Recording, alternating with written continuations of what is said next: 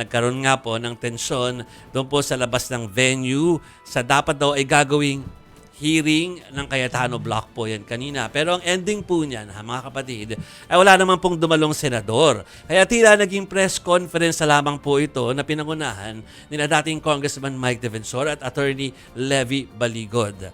Hindi rin po sila nag-take ng oath kanina. So, unless hindi ko nakita, pero wala ko nakita na simulan ko eh. Wala namang nagtaas ng mga kamay.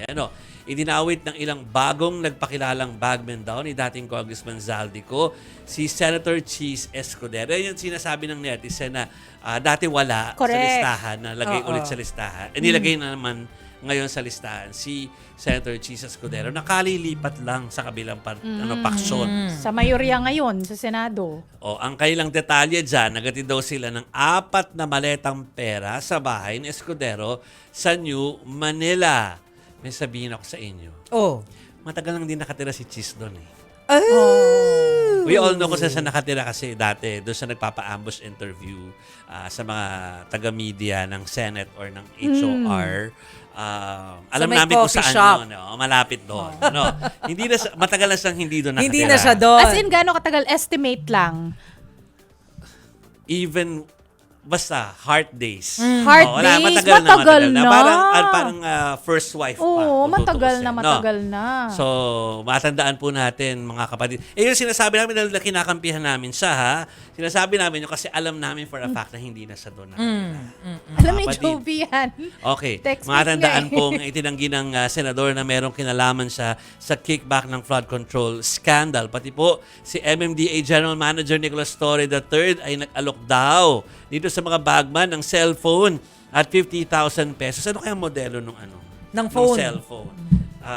Anyway. Nokia 5110. Kapalit daw yan ng pinasinungalingan o para pasinungalingan ang mga pahayag ni Orly Gutesa tungkol sa flood control scandal. Ilang beses din pong napangalanan si dating House Speaker Martin Romualdez at iba pang mga personalities. Bine-verify pa po kung parte ang lahat ng mga bintang sa mga individual affidavits. Ulitin ko yon ha, baka kasi magkamali ako ng intindi sa mga tao. Bine-verify pa kung parte ang lahat ng mga binintang doon sa individual affidavits sa mga bagman. Kasi parang iba yun additional eh. Meron na kasi sila na submit na affidavit. Correct. Oo. Yung pangkalahatan.